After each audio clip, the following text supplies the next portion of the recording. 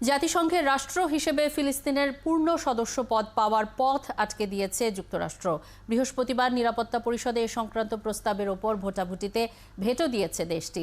খসড়া প্রস্তাবটিতে ফিলিস্তিনকে জাতিসংঘের সদস্য হিসেবে অন্তর্ভুক্ত করতে 193 সদস্যের জাতিসংঘ সাধারণ পরিষদের প্রতি সুপারিশ করা হয়েছিল।